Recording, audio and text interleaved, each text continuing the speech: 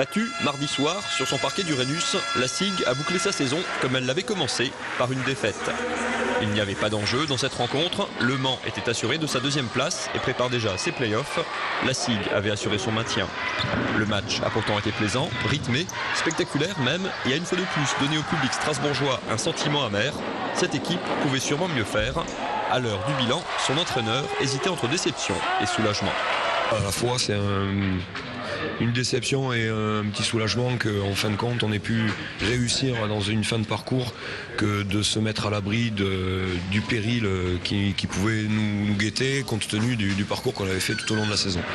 Longtemps menacé d'une relégation en Pro B, la SIG a donc sauvé l'essentiel. Au final, le club termine 14e sur 16 avec un bilan de 10 victoires pour 20 défaites et des passages sans gloire en Coupe de France et en Coupe d'Europe. Dommage surtout que le potentiel aperçu lors de certains gros matchs n'ait pas brillé plus souvent. On a souvent très mal joué, mais je pense qu'on a montré parfois quel était notre véritable potentiel, qu'on n'a pas su exploiter malheureusement sur le long terme. Il faut essayer de se servir de cette année pour essayer d'avancer et d'essayer de ne pas commettre les mêmes erreurs que cette année. Et puis essayer de poursuivre et d'avoir de bonnes bases, de construire quelque chose de solide dès l'année prochaine. Construire du solide, une douce utopie pour l'instant dans le grand flou qui entoure le club. Parmi les joueurs, tous sont en fin de contrat, à l'exception d'Alain Digbeu. Et si certains, comme Steve Essart ou Sacha Giffa, pourraient rempiler, l'incertitude plane aussi sur le nom de l'entraîneur. Frédéric Sarr est en effet arrivé au terme de son contrat et se refuse pour l'instant à évoquer son avenir. Est-ce que vous en savez un peu plus à ce sujet ou à votre sujet même? Voilà. Aujourd'hui, c'est fin de la saison régulière. Voilà.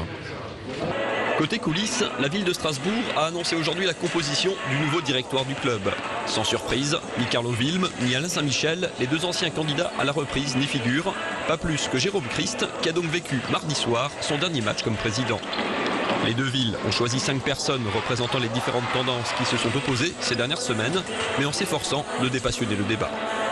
Évidemment, ça ne sera pas un directoire qui va perdurer des années et des années. A priori, j'ai compris qu'il devait être là au maximum pour 1 an. La vente du club est donc simplement différée et une nouvelle direction pourrait être mise en place progressivement à partir de cet automne. L'urgence aujourd'hui, c'est de trouver un nouveau président capable d'assurer une forme de continuité et de transition. Parmi les dossiers chauds, le choix d'un entraîneur et des joueurs pour la saison prochaine, bien sûr, mais aussi la gestion du déficit de cette saison, estimé à 250 000 €. La vente des actions des villes pour donc un capital privé et représente pour moi un tournant historique dans l'histoire du club. On a là l'occasion, la ville a l'occasion de booster donc ce club. C'est un tournant qu'il ne faut pas rater. On a failli le rater. Je crois que là maintenant les choses sont revenues dans l'ordre. Le club devrait donc connaître une saison de transition avant de basculer définitivement dans le privé. Une transition qui devra se faire dans la sérénité, autant dans les coulisses que sur le parquet, pour éviter de revoir le spectre de la Pro B entreaperçu cette année.